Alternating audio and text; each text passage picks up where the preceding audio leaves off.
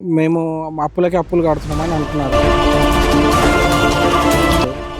ఈ స్కీమ్లో అయితే మొత్తానికి ఎత్తేసేయండి, బస్సు ఫ్రీ బస్సు పెట్టమని జనాలు అడగలేరు.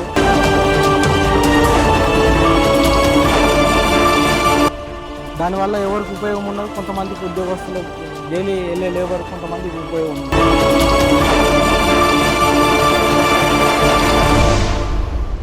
ఆర్టీసీలో జనాలు తిరిగితే ఆదాయం వస్తుంది. ఆర్టీసీ ఫ్రీ బస్సు టికెట్ వల్ల ఆదాయం వస్తుందా?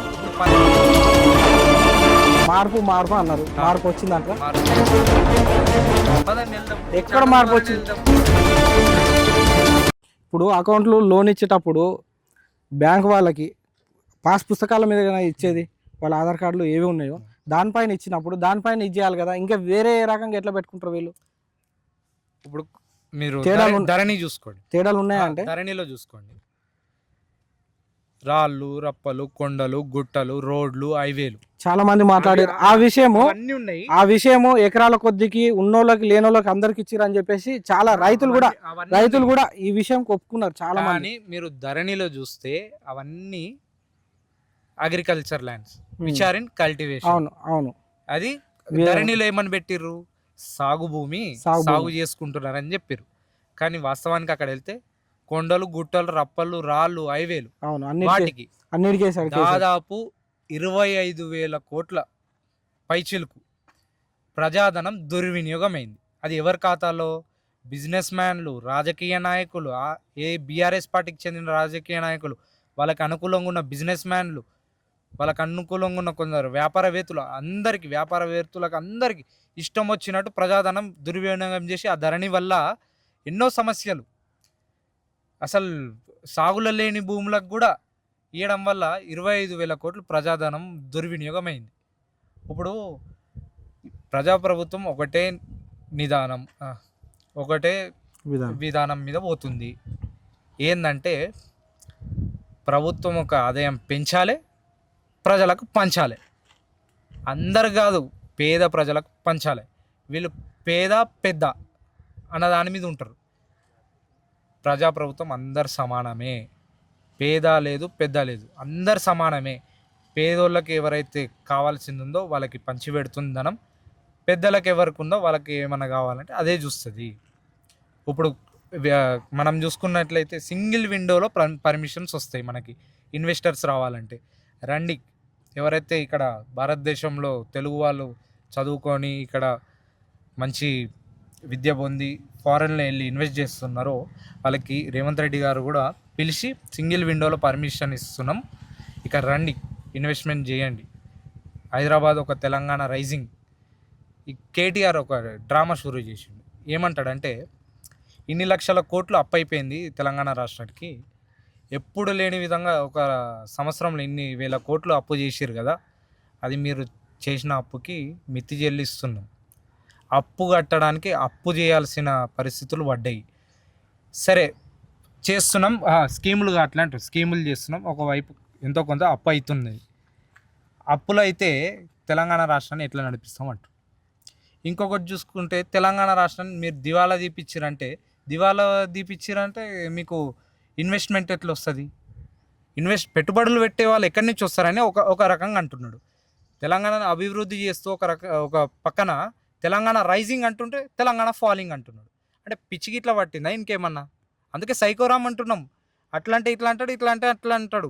ఒక్కదాని అపోజిషన్ పార్టీ అంటే ప్రభుత్వం ఏమైనా తప్పు చేస్తే అపోజ్ చేయాలి, చేసే మంచిని అపోజ్ చేస్తున్నాడు, ఏదన్నా ఉంటే అపోజ్ చేస్తున్నాడు. సరే తప్పు చేస్తే అపోజ్ చేయి. అపోజిషన్ పార్టీ అంటే ఏమన్నా మంచి చేస్తుంటే సపోర్ట్ అన్న చేయాలి. ఈయనకి ఏమనిపిస్తుంది అంటే అధికారంలో ఉండి కొంచెం పిచ్చి పట్టినట్టుంది. ఈయన మానసిక స్థితి మంచిగా లేదు. ఏమన్నా ఉంటే మేము రికమెండ్ చేస్తాం, మంచి సైకియాట్రిస్ట్ని వాళ్ళని తెలుసుకొని రికమెండ్ చేస్తాం కదా, మాకు వచ్చి అడగండి, మాకు తెలిసిన వాళ్ళు మంచి సైకియాట్రిస్టులు ఉన్నారు. ఇప్పుడు అప్పులు ఉన్నాయి, మేము అప్పులకి అప్పులు కడుతున్నామని అంటున్నారు. ఈ స్కీమ్లో అయితే మొత్తానికి ఎత్తేసేయండి, బస్సు ఫ్రీ బస్సు పెట్టమని జనాలు అడగలేరు. దానివల్ల ఎవరికి ఉపయోగం ఉన్నది, కొంతమందికి ఉద్యోగస్తులు డైలీ వెళ్ళే లేబర్ కొంతమందికి ఉపయోగం ఉన్నది. అందరైతే పని చేసుకునేటోళ్ళు అయితే, నేను ఇంతకు ముందే మీకు చెప్పిన, ఇప్పుడు తీసేయండి, పెంచాలి, ప్రజలకు పంచాలి. ఆదాయం ఆర్టీసీలో తిరిగితే ఆదాయం, ఆర్టీసీలో జనాలు తిరిగితే ఆదాయం వస్తుంది ఆర్టీసీకి. ఆదాయం పెంచాలి. ఫ్రీ బస్సు టికెట్ వల్ల ఆదాయం వస్తుందా? ఇప్పుడు ప్రభుత్వం ఏదైనా ఉంటే చెల్లిస్తుంది కదా, అంటే ప్రభుత్వానికి ఎట్లయినా నష్టమే కదా అది. ఒక్క మహిళ అన్న ఎట్లయినా నష్టమే కదా. ఆర్టీసీ వద్దు అని చెప్పింది ఎవరన్నా ఉన్నారు? చెప్తున్నారు. ఒక్క మహిళ చెప్తున్నారు, రండి నాతో రండి వెళ్దాం ఆర్టీసీ బస్సులో. నేను ఇంతకుముందు చెప్పిన 10 మందిలో ఏదో ఒకరు, అది బీఆర్ఎస్ కార్యకర్త. మీరు ఏంటంటే ఈ సోషల్ మీడియా వల్ల వాట్సాప్ ఛానళ్ళల్లో ఏది సర్క్యులేట్ చేస్తే బీఆర్ఎస్ వాళ్ళు గుద్దుర్రయ్యా గుద్దుర్రి, ఈరోజు ఇది గుద్దుర్రి అని చెప్తే గుద్దుతూనే ఉంటారు. అట్లేం లేదు. ఇప్పుడు మేము ఏ సోషల్ మీడియాలో ఏదన్నా పోస్ట్ ఇప్పుడు చాలా వేగంగా పెద్ద ఛానళ్ళే అమ్ముడు పోతున్నాయి. మా చిన్న ఛానల్లో అంత అమ్ముడు పోతలేవు. పెద్ద ఛానళ్ళు అమ్ముడు పోతున్నాయి, రియల్గా చెప్తున్నాము. చిన్న ఛానళ్ళు చాలా తక్కువ. 10 మందిలో ఒకరు వ్యతిరేకిస్తే అది కాదు, 9 మంది 9 మంది అంటే పని చేసుకునే వాళ్ళు.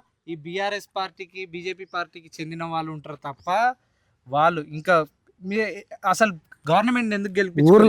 ఊర్లలో మార్పు అన్నారు, మార్పు వచ్చిందంటారా? మార్పు చూస్తలేరా? ఎక్కడ చూస్తున్నాం? ఉద్యోగులలో మార్పు లేదా? ఎక్కడ ఎన్ని ఇస్తామన్నారు, ఎన్ని ఇచ్చారు? ఎన్ని ఇస్తామన్నారు, ఎన్ని ఇచ్చారు? ఊర్లలో ఊర్లలోనే కదా మీకు ఓటింగ్ శాతం ఎక్కువ పడింది. రైతులు మార్పు వచ్చిందా వాళ్ళ జీవితాల్లో? పదండి వెళ్దాం. ఎక్కడ మార్పు వచ్చింది? రైతు భరోసా లేదు, రైతు బీమా పోయింది. చెప్తున్నాం కదా, దివాలా తీసిండు. దివాలా తీసిరు అంటే కూడా నిధులు సమకూర్చుకొని ప్రతి ఒక్కటి చేసుకుంటూ వస్తున్నాము. అంటే మీరు ఎట్లా అంటారు అంటే, ఈ బీజేపీ వాళ్ళు అంటారు కదా, ఫ్రీ బీస్కి అలవాటు పడ్డారు, ఫ్రీ బీస్కి అలవాటు. రాజ్యాంగంలో చూడండి, ఇల్లు లేని వారికి ఇల్లు కల్పించాలా, ఫుడ్ లేని వాళ్ళకి ఫుడ్ పెట్టాలా. అంటే రాజ్యాంగంని మనం ఫాలో కావద్దా?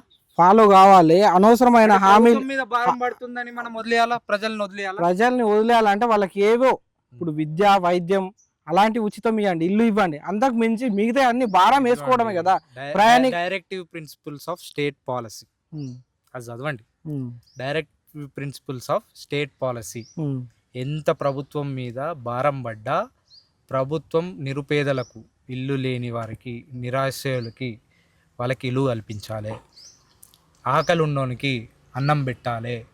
ఉద్యోగం లేని వాళ్ళకి ఉద్యోగం కల్పించాలి. విద్య లేనోనికి మంచి విద్య కల్పించాలి. ఇవన్నీ directive principles of state policy కింద వస్తాయి. అంటే ఆ ప్రభుత్వం మీద భారం పడుతుంది. అది ఎంత అప్పులైనా పడేది ఎవరి మీద భారము? ప్రజల మీద ట్యాక్స్ల రూపంలో వాటి మీద. అవి అవ్వద్దనే కదా ఇప్పుడు చేయమంటే చేస్తాం. అంటే ప్రభుత్వం మీద భారం వేయాలా, ప్రజల మీద భారం వేయాలా? నేను అదే చెప్తున్నా, భారం పడొద్దనే. మొత్తానికి వద్దంటే అది కాదు, ఫండమెంటల్ డ్యూటీస్ అది. ఇప్పుడు ఇండ్లు ఇవ్వండి, వైద్యం ఇవ్వండి, విద్య ఇవ్వండి, ఆ 3 మెయిన్గా చేసుకోండి. మిగతా అవసరం లేదు కదా. వైద్యం, విద్య, ఇండ్లు సరిపోతాయి కదా పేదలకి. పని కల్పిస్తే, పని మనం సృష్టిస్తే వాళ్ళకి పని చేసుకోవడానికి ఇచ్చేస్తే ఇప్పుడు సరిపోతుంది కదా. ఒక శక్తి లేని ఒక ముసలాయన ఉంటాడు, ఆయనకు పని చేసుకోవడం రాదు. వాళ్ళ తల్లిదండ్రులు ఎవరైతే కన్నా బిడ్డలు ఉంటారో వాళ్ళు వదిలేస్తారు. వాళ్ళకు వదిలేసిరు అని చెప్పి ఆ ముసలాయనకి మనం పెన్షన్ ద్వారా ఆదుకొని వాళ్ళకి ఏదన్నా ఆశ్రమంలో, గవర్నమెంట్ ఆశ్రమములు ఉన్నాయి, దాంట్లో షెల్టర్ కల్పియొద్దా? మనకి డబ్బు ఖర్చు అవుతుందని వదిలేసే వాళ్ళకి కరెంట్ ఇవ్వకండి, నీళ్ళు ఇవ్వకండి. మొత్తం వాళ్ళకి గవర్నమెంట్ నుంచి ఏదన్నా వస్తుందా, రేషన్ గీషన్ అన్ని బంద్ చేయండి. ఎందుకు చేయరు? కేసులు పెట్టి లోపల వేసేస్తే ఎందుకు చేయరు? గవర్నమెంట్ తప్పిదమే కదా, ఏ గవర్నమెంట్ అయినా సరే వాళ్ళ తప్పిదమే కదా. ఇది ఏ చట్టంలో ఉంది? అట్లా చేయాలి, అట్లా చట్టం తీసుకురావాలి, చెప్పండి. రాజ్యాంగ సవరణ చాలా సార్లు జరుగుతుంది కదా. తల్లిదండ్రులు చేయని వాళ్ళు ఉంటే, ఇప్పుడు మొన్న సుప్రీం కోర్టు ఒక తీర్పు ఇచ్చి తల్లిదండ్రులు చేయకపోతే వాళ్ళ ఆస్తులు కూడా వీళ్ళకి భాగస్వాములు కాదు. ఇప్పుడు తల్లిదండ్రులు బిడ్డలకి ఆస్తులని గిఫ్ట్ డీడ్ చేస్తారు. అవును, గిఫ్ట్ డీడ్ చేసిన తర్వాత తదనంతరం వాళ్ళకి ఏం చేస్తారు? కొడుకులు, బిడ్డలు అంతా గిఫ్ట్ డీడ్ అయినాక తల్లిదండ్రులు తీసుకెళ్లి ఆశ్రమంలో వదిలేస్తారు. అవును, పట్టించుకోవట్లేదు. అవును, దానిపై ఒక తల్లి సుప్రీంకోర్టుని ఆశ్రయిస్తే, ముందు హైకోర్టుకి వెళ్తే దాంట్లో తీర్పును కొట్టేసారు. జడ్జిమెంట్ కొట్టేసి సాటిస్ఫాక్షన్గా లేదని అప్పీల్ చేసుకోవచ్చు. సుప్రీంకోర్టుకి అప్పీల్ చేసుకోవచ్చు. సుప్రీంకోర్టులో అప్పీల్ చేసుకున్నప్పుడు సుప్రీంకోర్టు ఒక తీర్పునిచ్చింది. తల్లిదండ్రులని నెగ్లెక్ట్ చేస్తే ఆ గిఫ్ట్ డీడ్ని క్యాన్సిల్ చేయొచ్చు, తిరిగి పొందొచ్చు వాళ్ళ ఆస్తులని. ఆ తర్వాత ఏమైపోయిందంటే ఇక ఎవరైతే ఆశ్రమంలో ఉన్నారో, నాకు మొన్ననే ఒక ఆర్టికల్ చూసిన. ఆర్టికల్లో పాత ఒక 5-6 ఏళ్ళ నుండి మాట్లాడని కొడుకు కూడా ఫోన్ చేసి, తల్లి బాగున్నావా అన్నే, బాగున్నావు, ఏం చేస్తున్నావు, నీకేమన్నా కావాలంటే చెప్పు, నేను తీసుకొస్తాం, అది మంచిదే కదా. కలుస్తాం అంటే చెప్పు, మేము కలుస్తాం అని చెప్పి ఇలాంటి చట్టాలు రావాలి. ఇప్పుడు మా యంగ్ జనరేషన్స్ యూత్ అంతా రాజకీయాల్లో ఎందుకు వస్తామంటే, ఇప్పుడు మీరు ఇన్ని ప్రశ్నలు అడుగుతున్నారు, దానివల్ల మాకేమీ ఫరక్ పడదు. మీ ప్రశ్నల వల్ల మేము ఇంకా నేర్చుకుంటాం. ఉమ్, మీరు ఏదైతే ప్రశ్నలు అడుగుతున్నారో, మా ప్రభుత్వం ఏమైనా ఏదైతే చేస్తుందో, ఏదైతే చేయట్లేదో, మీ ప్రశ్నల వల్లనే మేము తెలుసుకుంటాం. మీ ప్రశ్నల వల్ల మేము తడబడము, మేము ఏదో చెప్పాలని కాదు. మీ ప్రశ్నల వల్ల మాకు భవిష్యత్తులో ఉపయోగపడుతుంది. మీరు ఏదైతే చేయాలి చేయకూడదు అంటున్నారో, మేము లిస్ట్ అవుట్ చేసుకుంటాం, కూర్చుంటాం, ఆలోచిస్తాము. ఓహో, మన యంగ్ జనరేషన్ యూత్ అంతా ఇదనమాట, మన నెక్స్ట్ జనరేషన్స్కి ఇది కావాలి అని చెప్పి ఇలాంటి చట్టాల ద్వారా మాకు కూడా కొన్ని తెలుస్తాయి ఏం చేయాలో. ఇప్పుడు మేము రాజకీయాలకైతే ఊరికే రాము, మేము కూడా చట్టసభలలో ఉండాలి, మేము కూడా ఒక గవర్నమెంట్లో ఒక మంచి పొజిషన్లు ఉండాలి. అట్లా వస్తేనే ఒక చట్టసభల్లో ఒక చట్టం ఆమోదం చేయాలంటే చట్టసభలకు వెళ్ళాలి యువత. ఇప్పుడు ముందులాగా మొత్తం యువత అంతా వేరే రూట్లో వెళ్తలే, రాజకీయాలకు వస్తున్నారు యువత. రావాలంటే ఒక మంచి నాయకుడు కావాలి, ఆ నాయకుడు రేవంత్ రెడ్డి గారు అని చెప్పి మేము చెప్తా ఉన్నాం. ఉమ్. యువజన నాయకులు కదా, నేను ఒకటి అడుగుతా, రాజకీయం అనేది సేవ, ఉద్యోగమా, బాధ్యత? రాజకీయం అనేది ఒక బాధ్యత, బాధ్యత. పాలిటిక్స్ అనేది ఒక బాధ్యత, ఉమ్, ఉద్యోగం కాదు. ఉమ్, ఉద్యోగం చేసుకోవాలంటే నేను ఎన్నో ఉద్యోగం చేసుకుంటా కదా, ఉమ్, నేను చదువుకొని మంచి ఒక జాబ్ తెచ్చుకొని ఉద్యోగం చేసుకుంటా. ఉమ్, బాధ్యతతో ఉన్నోడు సేవ చేస్తాడు, అన్నీ చేస్తాడు. ఉమ్. నీ కుటుంబం బరువా బాధ్యతనా? బాధ్యతనే ఉంటుంది. బాధ్యత. కుటుంబం మీద బాధ్యత ఉన్నాడు, కుటుంబం కోసం ఏదైనా చేస్తాడు, అన్నీ చూసుకుంటాడు. ఉమ్. ఇంకోటి లాస్ట్, రాజకీయ నాయకులు ఎమ్మెల్యే కానీ, ఎంపీ కానీ, ముఖ్యమంత్రులు కానీ అయిపోయిన తర్వాత వాళ్ళు పెన్షన్లు తీసుకోవడం ఎంతవరకు కరెక్ట్? కోటాను కోట్ల ఆస్తి ఉంటుంది వీళ్ళకి, పెన్షన్లు తీసుకోవడం ఎంతవరకు కరెక్ట్? కోట్ల ఆస్తి, వాస్తవం చెప్తున్నా, కోట్ల ఆస్తి కొందరు అక్రమంగా చేసుకున్నది. గవర్నమెంట్ ఏమో కోట్లు ఇవ్వదు కదా శాలరీ. ఇప్పుడు 2,50,000 2 లక్షలు ఉంది. కోట్లు ఇప్పుడు ఉన్న, మీరే చెప్పండి, ఇప్పుడు ఉన్న ఇన్ఫ్లేషన్, ద్రవ్యోల్బణం ఎంత పెరిగిపోయింది రేట్లు. దానికి ఇప్పుడు సాఫ్ట్వేర్ ఉద్యోగం చేసుకున్నాడు నాకు తెలిసిన ఒక అతను, ఫారెన్లో వెళ్ళి జాబ్ చేస్తున్నాడు. యాక్చువల్గా అతనికి జీతం వచ్చి నెలకి 4 లక్షలు. అంటే ఉన్న ఇన్ఫ్లేషన్కి రేట్లు కూడా పెరిగినాయి. సరే 2.5 లక్షలు అంటారు. ప్రతి ఒక్క రాజకీయ నాయకుడు అంటే చెప్పాలో చెప్పదో తెలియదు, చెప్తున్నా అంటే సిస్టమ్ గురించి చెప్తున్నా. చెప్పండి. ఆ సిస్టమ్ మార్చాలనే మేము వచ్చేది. సిస్టమ్ని మార్చాలి, ఏదైతే ఉందో ఆ సిస్టమ్, అసలు అవినీతి జరగొద్దు అని చెప్పి ఇప్పుడు ప్రివెన్షన్ ఆఫ్ కరప్షన్ యాక్ట్ ఉంది 13A.